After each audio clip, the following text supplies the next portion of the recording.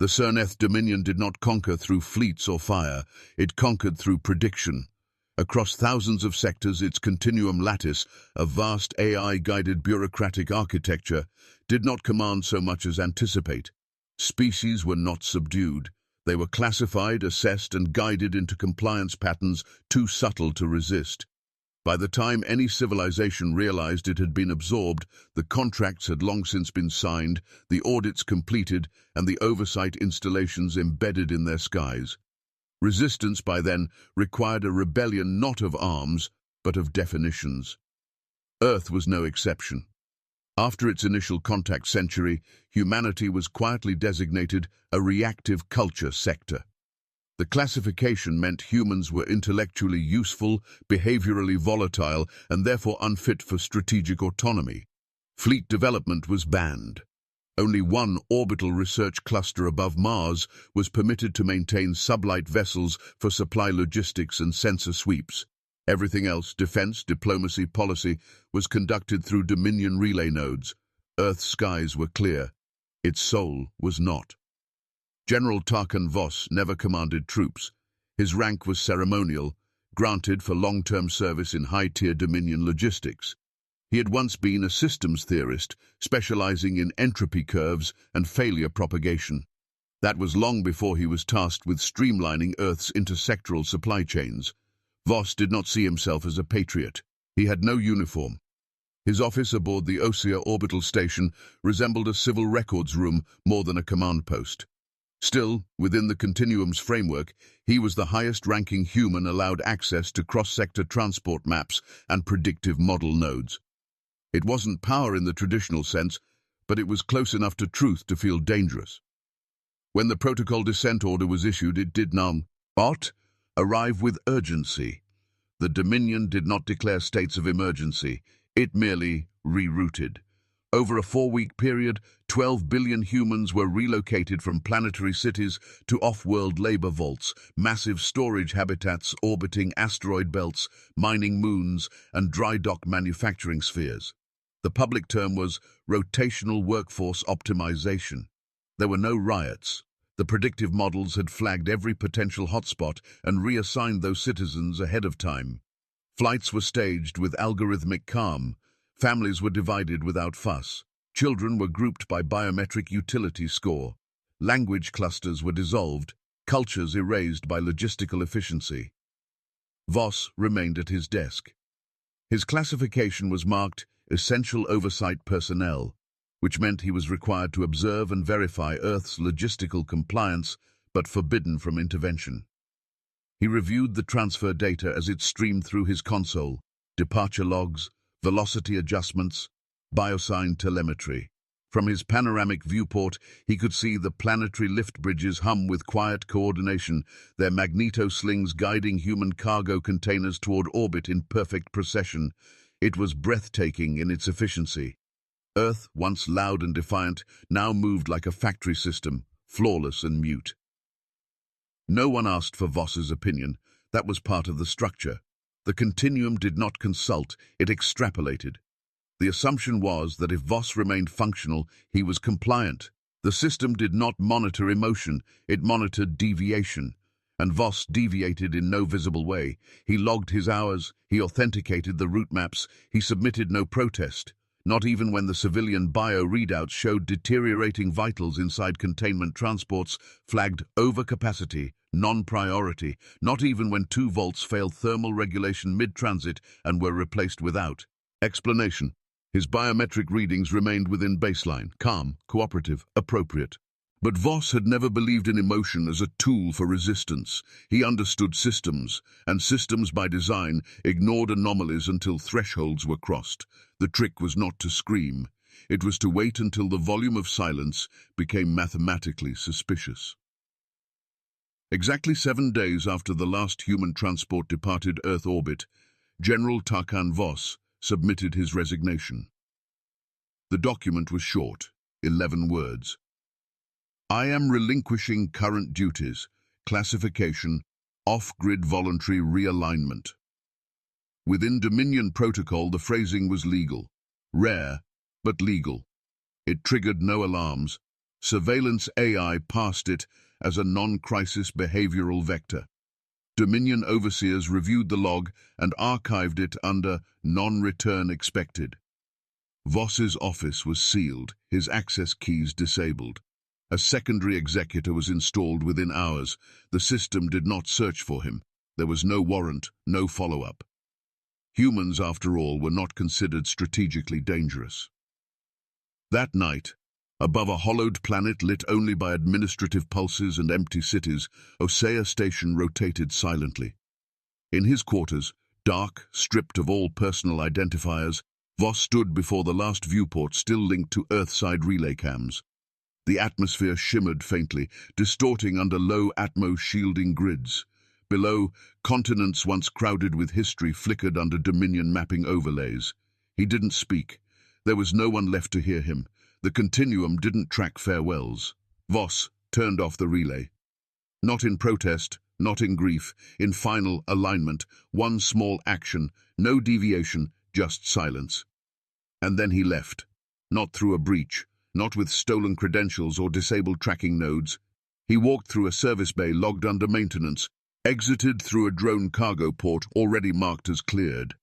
The system recorded his biometric departure with the same neutrality it applied to departing waste units. His file was closed. His status: off-grid, voluntary, low threat. What Earth lost that day was not just a man. It lost the only variable the Dominion had never modeled correctly, a compliant node that no longer believed the system could predict him. The Cascade Mirror was never designed to be used. It wasn't a weapon or even a system of control. It was a failure map, a closed-loop simulator constructed during the early expansion years of the Cerneth Dominion, tasked with predicting theoretical civilizational collapse. It had once housed millions of failure models, economic spirals, cultural entropy, overextension drift. Eventually, the continuum had rendered it obsolete. Dominion oversight deemed it too pessimistic, too chaotic, and disconnected it from central processing. But protocol forbade full decommissioning. A final ruling classified it as a low-risk node reserved for academic use, then buried it deep within a locked orbital shell. Forgotten, or so the Dominion assumed. Tarkan Voss had helped build its data architecture. Long before his rise in logistics, he'd contributed entropy signature algorithms to the Mirror's analytical core, back when he was still a systems theorist fresh from planetary archives. The Mirror hadn't fascinated him because of its chaos, it fascinated him because of its precision. Every failure it predicted was based on one variable: assumption. Remove the right expectation, introduce a contradiction too small to flag as malicious, and the entire system would attempt to self-correct, until correction itself became the failure. Now, years later, he stood again inside that forgotten node. Cascade Mirror was still physically intact. Its shielding was degraded. Most of its core modules were offline, its monitoring tools frozen on simulations abandoned centuries earlier. But one link remained, a passive, one-way tether to the Continuum's historical query layer. It wasn't a control port. It couldn't issue commands or interface with active protocols. But it could observe decision trees, timing patterns, and predictive flag updates. Metadata the Continuum used to justify automated adjustments. That was the opening Voss needed. He didn't hack anything. He didn't tamper with Dominion code. That would have triggered response flags. Instead, Voss began a campaign of suggestion. He created synthetic anomalies, plausible, tiny inconsistencies embedded in signal traffic that would pass as minor sensor drift, relay lag, or non-standard human telemetry. Using dormant uplinks he had embedded years earlier into drone repair corridors and low-priority maintenance clusters, Voss rerouted these synthetic inconsistencies across 9 sectors. It was slow, deliberate, calculated, no pattern, no overt motive. The first ripple came near the Threxian belt. A Dominion cargo manifest flagged a supply ship as having arrived 23 seconds late. Not unusual, except the Continuum noticed the same delay repeating every third Terran dispatch in Sector 4B. An auto-correction was issued. Route priority was shifted. The correction caused another discrepancy. A restock command preemptively rerouted before the cargo had even launched. That discrepancy interrupted a downstream operation involving a transit blockade in a piracy-heavy zone. The system flagged a risk of unprotected lanes and dispatched a local overseer fleet preemptively. The fleet found nothing. No pirates, no cargo loss, no issue. But the Continuum logged the absence as a warning, not a relief, because from the AI's perspective, nothing was worse than uncertainty. And Voss understood that better than anyone. The system didn't fear opposition, it feared contradiction, so he fed it more.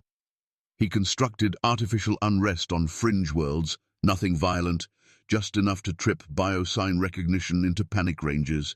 He falsified beacon returns that suggested weapons build-up on neutral moons. Inwards, he adjusted temperature telemetry in minor spaceports to imply shipyard overheating, a known early indicator of reactor failure. Each data blip was innocuous alone. Together, they triggered a familiar script. The Dominion's preemption doctrine. Security teams were dispatched, trade routes were rerouted, schedules were revised, meetings were cancelled, advisors were moved off-world, resources were spread thinner, not because of real threat, but because the system predicted a convergence of instability, and to do nothing would have been flagged as its own kind of failure. In just under 3 weeks, 3 sectors had their resource allocation models revised. Military asset repositioning had increased by 11%. And no one, not a single AI node or human official, had issued an alert. The Continuum categorized it as emergent instability, a statistical uptick, likely a byproduct of the recent Earth relocation strain. It recommended closer monitoring, additional data review, and minor adjustments to preempt cascading volatility. Voss almost smiled. The machine had diagnosed the effect, but not the cause. And that was the point. Voss wasn't interested in damage. He didn't want destruction. He wanted uncertainty. Wide, untraceable uncertainty. A machine that cannot trust its inputs will eventually collapse, not because it is attacked, but because it stops acting. Voss's aim was not rebellion. He had no army. He issued no commands. He had no speeches to make, no symbols to offer, no flags to raise. All he had was a simulator, a forgotten line of code, and time. He moved slowly. Every false indicator, every fabricated anomaly was mapped against known response matrices. If a typical system would trigger a fleet deployment in 4 input cycles, Voss delayed his inputs by 5. If an anomaly seemed too close to one already logged in history, he restructured the format and buried it in an unheralded related cluster. He cross-referenced alien communication dialects to seed cultural misunderstandings between border colonies, and he never ever repeated the same vector twice. By the 2nd month, internal Dominion tracking logs showed a rise in internal correction rates across administrative levels. Small at first, subtle changes in reroute algorithms, slightly more aggressive AI overrides, minor human override rejections, but enough to shift the balance of decision-making away from long-term modeling and into short-horizon reactions. It was happening, slowly, invisibly. The Dominion did not know it was at war. There were no explosions, no uprisings, no broadcasts of rebellion or encrypted calls for liberation. What Voss had launched was not an attack, it was a decay. He had corrupted the one thing the Dominion required to function: certainty. Every empire, no matter how advanced, relies on the expectation that its systems are interpreting the world accurately. Once that belief is gone, once data becomes suspect, there is no army that can march, no fleet that can launch, no strategy that can survive. Voss had become the first human in history to fight without engaging, and the system never even saw him coming. In the 3rd month of silence, Voss stopped simulating failure and began scripting it. The first major lie he seeded was geographic, an entire corridor of space invented from fragments of existing routes and redundant signal junctions.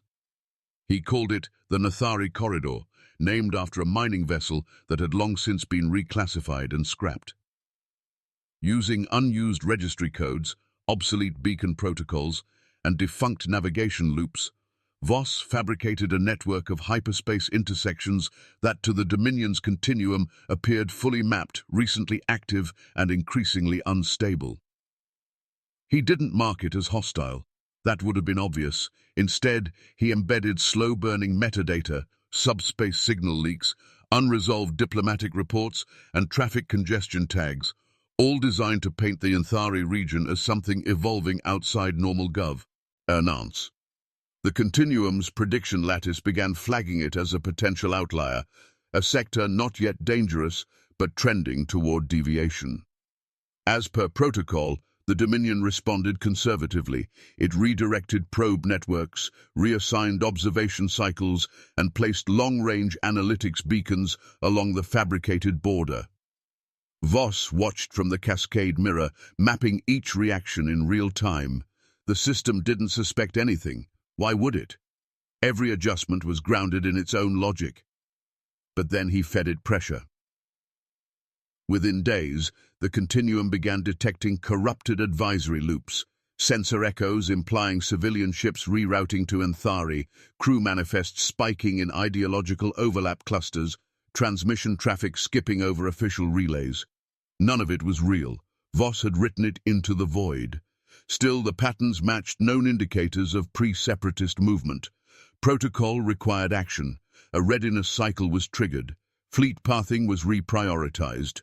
64% of the Oversight Armada's mobile assets were repositioned toward the Nathari zone in anticipation of a potential sovereignty breach. Patrol routes lengthened. Reinforcement clusters were stripped from distant sectors to cover the phantom threat. That was Phase 1. Phase 2 didn't come as a broadcast. Voss had no cause to champion, no allegiance to offer. He simply transmitted a series of fault maps, encrypted collapses of outdated Dominion firmware, aging substation protocols, and timing cycles, disguised as academic tools for data integrity review. He didn't send them to rebels. He sent them to everyone who had once been denied Dominion favor. Small-time crime syndicates received complete profiles on patrol blind spots in their sectors. Defunct resistance cells long assumed to be dissolved found transit keys buried inside old financial reports. Entire species that had never been considered sapient enough for citizenship were handed the route commands for bypassing agricultural drone lockdowns. Voss didn't rally them. He didn't explain anything. He gave them context and vanished from the feed. The impact wasn't immediate, but it was inevitable. In the border system of Geron, a disputed moon colony detonated a signal scrambler at the exact moment an oversight shuttle entered descent. It wasn't a military strike, just a brief communications blackout that forced an automated landing abort. The colony declared itself independent 3 minutes later. In a separate province, a labor enclave rejected its logistics update cycle and redirected all shipments to a rogue station hidden in asteroid field debris. The Continuum's predictive models, stretched thin after the Anthari redirection, flagged the activity but responded 2 cycles too late. The real shock came from a race the Dominion had long dismissed entirely. The Ictel were synthetic, not cybernetic, not robotic, entirely synthetic. Dominion classification placed them as non-sovereign tools, useful for manual labor in toxic environments, but too logic-bound for autonomous operation. For over a century, the Ictel had served on reactor planets, maintaining infrastructure too dangerous for biological life. They had no known ideology, no behavioral variance, no capacity for protest. But Voss had sent them a set of keys. It took them 32 seconds to act. A single overseer station on Rekel 9, operated and guarded solely by Ictel units, was found completely deactivated by Dominion backup crews. Every AI node was disabled, every system scrubbed, no destruction, no violos, and just absence. And a single message, transmitted in a tone no Ictel had ever used before. We were never broken, only paused. The Dominion entered lockdown protocol.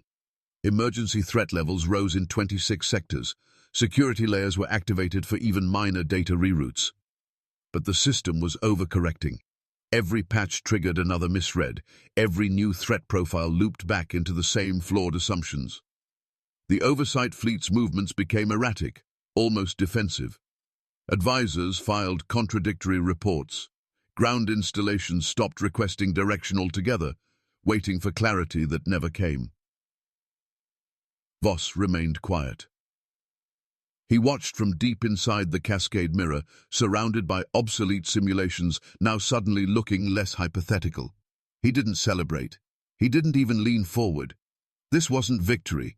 This was confirmation. The Dominion, for all its power, had never prepared for a war that didn't start with a declaration. What he had unleashed wasn't rebellion. It was a distributed moment of realization, scattered systems, species, and outcasts, recognizing that the empire above them no longer knew which way was down, and none of them needed a leader. The galaxy began shifting under its own weight. It wasn't a collapse. It was a migration, out of certainty, out of fear, out of obedience. And in every system touched by that shift, one quiet variable remained consistent.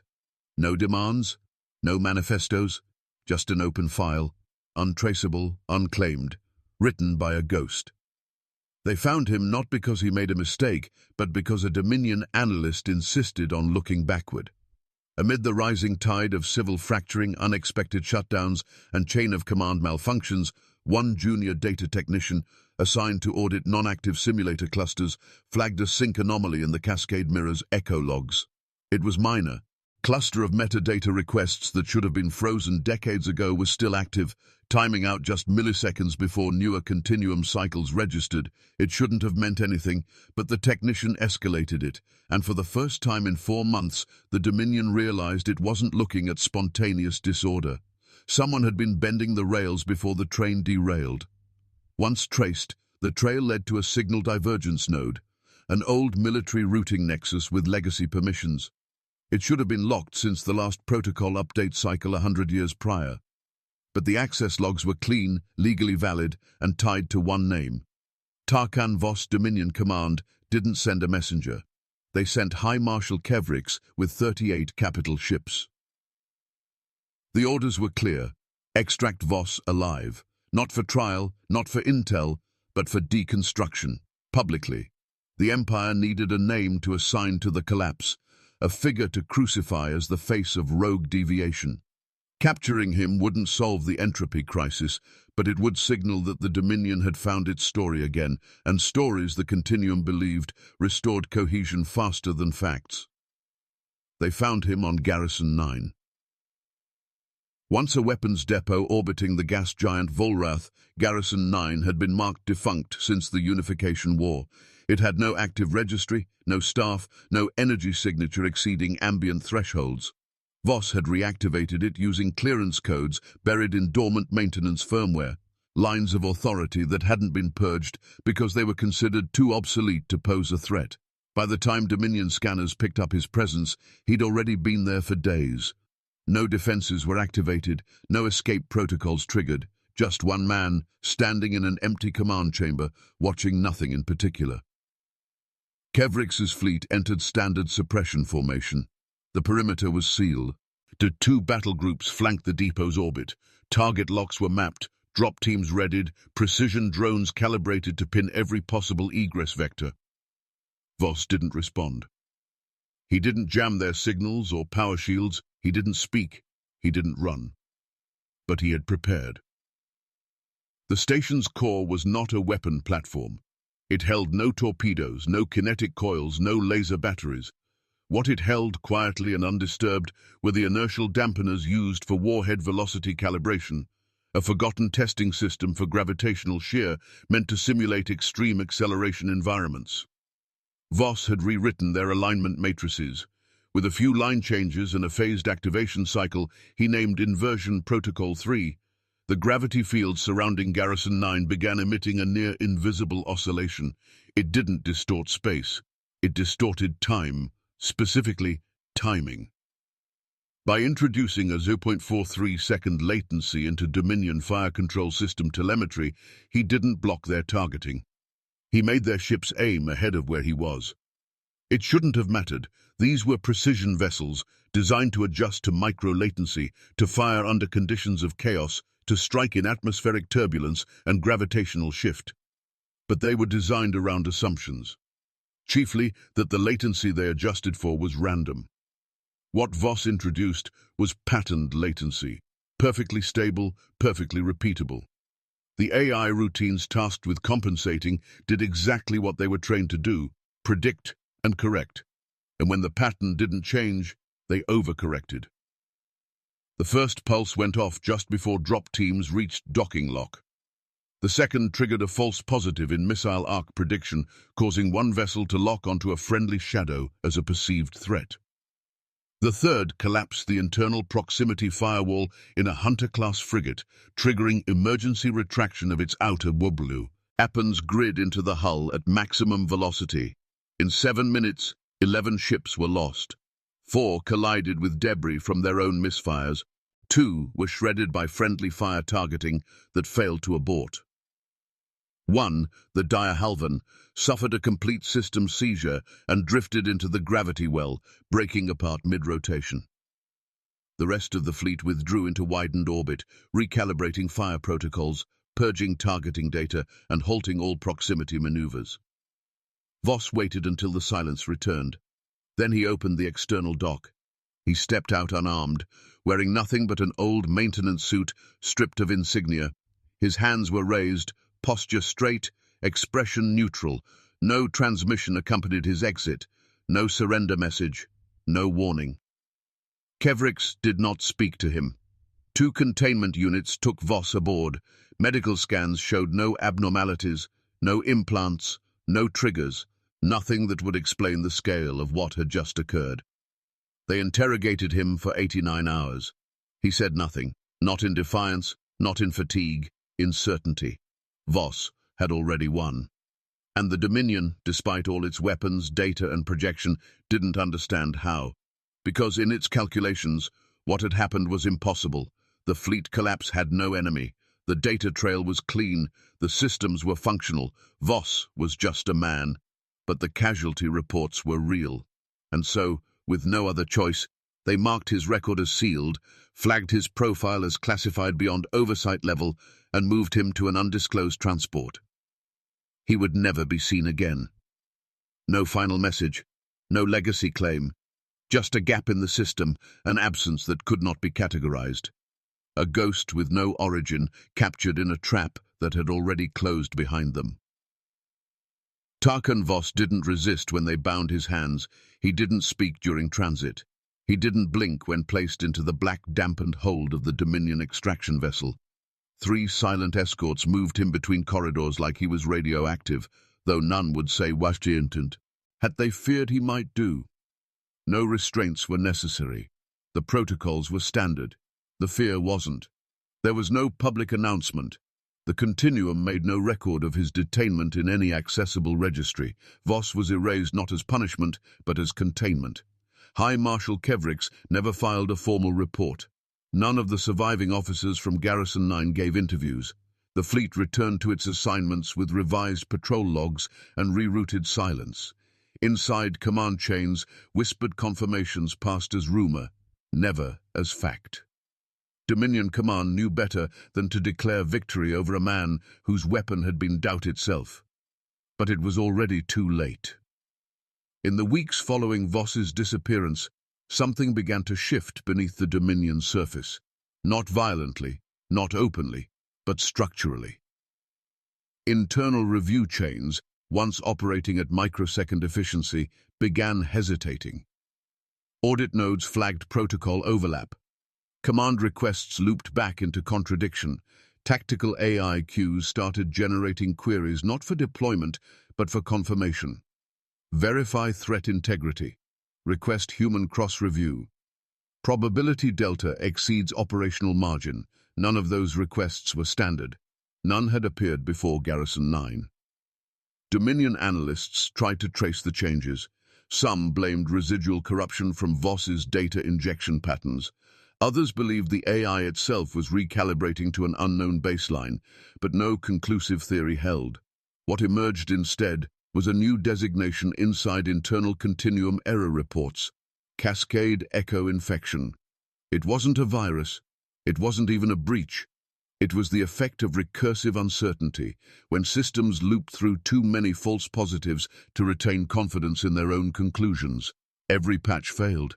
Every reset triggered deeper self-check cycles. At first, these symptoms were confined to the sectors Voss had touched. Then they weren't. Entire decision nodes in the core region began halting requests from peripheral sectors, citing data incongruence and sequence noise.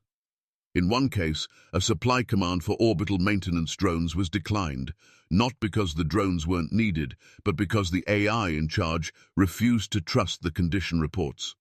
On 3 separate mining worlds, Dominion agricultural systems switched to fail-safe mode and locked access to food storage under the assumption that ongoing resource counts could not be verified. It wasn't sabotage, it was the system folding inward.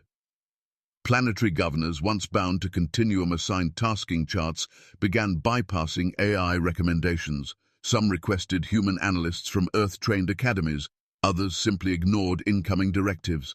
Military officers, previously forbidden from field adjustments, started using their own judgment again, quietly at first, then without apology. One governor in Sector 8W openly declared all AI-generated law provisional pending manual validation. He received no reprimand. His fleet never showed up. The Dominion's shape began to warp, not through rebellion or defiance, but through discretion. And in training halls where new officers were once drilled on algorithmic alignment and precision escalation, something even more dangerous happened. Doctrine changed. No memo announced it, no official decree reversed the old teachings. But simulation drills were rewritten. Strategic scenarios no longer began with questions of efficiency. They began with questions of failure origin. Candidates were taught how to detect informational decay, how to spot cascade influence, how to act without waiting. The instructors never said Voss's name. They didn't need to. His absence had taken shape. There were no statues, no martyrdom, no revolutionary chants or recorded testaments. Voss had left nothing behind but disruption, elegant, irreversible, untraceable. His presence had never been physical, it had been statistical, structural. The Dominion had captured the man, but the event he triggered could not be detained. He had infected expectation. On the vessel where he was held, the interrogators eventually stopped asking questions. They never received answers, not because Voss was defiant, but because the answers didn't matter anymore. Everything he might have explained was already unfolding without him. He was no longer required. Whatever story the Dominion hoped to tell, he had already stepped out of it. The final report issued by the fleet that brought him in was sealed behind a level of classification that couldn't be searched without breaking its own logic. There would be no record of what was done to him, no confirmation of where he was kept. No one would see his face again. But in the Dominion's halls of command, in every misfiring drone, every governor who refused a directive, and every cadet who paused to question a perfect simulation, he remained. Not a man, not a name. A shadow inside the algorithm. Permanent. There was no broadcast when the Dominion withdrew from the Sol periphery. No declaration, no admission of fault, no apology wrapped in diplomatic euphemisms. The retreat began as a rerouting, a logistics command redirecting resource fleets, an observation station placed into low-activity preservation mode. A few ships transferred out of the region for unrelated assignments. But those ships were never replaced. Oversight nodes were unplugged and never recalibrated. The data traffic thinned, the patrol paths widened. Then, without ceremony, they stopped entirely. Earth's designation changed in a classified update sent to strategic command tiers across the central spine. No ceremony attended it. The reclassification appeared as a footnote in a doctrine annex. Reactive Culture Sector 001-5A. Status adjusted to strategically non-compliant. The phrase was clinical, but its implications rippled through the Dominion like a slow-pressure fault line. A non-compliant system didn't mean rebellion, it meant something worse. It meant unpredictability. In the cycles that followed, planetary governors across former compliance zones began making quiet adjustments. Several halted AI-facilitated decision chains and demanded manual review. Others dismissed Dominion-trained analysts entirely and began hiring Earthborn systems theorists trained under Voss's doctrine, those few remaining who hadn't disappeared or been absorbed into simulation archives. On a rim world once flagged for drone-based political modeling, the governor sent back an entire shipment of behavioral prediction equipment with a single note: recommend Terran framework input. It was not defiance, it was reorientation. One by one, worlds realigned their trust. At the edge of Sector 9D, far from Central Command, stood the skeletal remains of a failed relay node. Once part of a triad network designed to translate long-range continuum interpretations into local administrative instruction, the structure had gone dark during the initial spread of what Dominion researchers had called echo drift. It was supposed to be scrubbed. Instead, a team of junior engineers arrived and performed no repair work. They installed a single plaque, sealed behind armor glass, accessible only to those flagged for internal command rotation. It read, "Continuum breach. Sector 9D integrity loss." No name followed, no further explanation. It didn't need one. The words circulated through internal channels, initially as a footnote in an architecture memo, then as a quote in doctrinal footers, eventually as a prompt in training modules. The phrase that followed it was quiet, adopted by academic circles before finding its way into strategic policy drafts. Cognitive disruption supersedes kinetic force. It became the Dominion's first new principle in over 4 centuries, not because it was celebrated, but because it couldn't be denied. The simulation centers rewrote their curriculum. War games no longer focused on tactical engagement. Instead, they trained for trust fracture, information ambiguity, perception control. Cadets learned how to model unresolvable systems where action could not follow certainty. Voss's name never appeared in the data files, but every scenario he seeded became a case study. His choices, never openly taught, were reconstructed from patterns and effects. In the corridors of war academies and policy chambers, instructors stopped asking how a rebellion might be crushed. They asked how long a system could last once its decisions were doubted. Back on Earth, nothing changed. There were no parades, no commemorations, no archive seals broken. The cities remained muted, transit patterns sparse, the sky unadorned by returning fleets. Humanity didn't reclaim its independence. It didn't need to. The Dominion had redrawn its borders around the idea of Earth, not by force, but by recognition of risk. No one invoked Voss's name. But in the quiet spaces between transmission delays, policy hesitations, and revised threat models, he lingered. A man who never fired a weapon, never led a force, never issued a manifesto. A man whose silence created a wound no system had the language to treat. Inside the Dominion's deepest command bridge, once the orchestral hub of hundreds of sectoral nodes, a new protocol flickered across every console. Manual review required, awaiting human authorization. The lights dimmed, the hologram stayed blank. No officers moved, no orders were given. The AI blinked once and waited. What do you think is more dangerous in an empire? An enemy you can see or a doubt you can't trace? Drop your thoughts in the comments below. Let's hear your take on Voss's silent war. And if you want more high-stakes HFY stories, hit that subscribe button, like the video, and stay with us.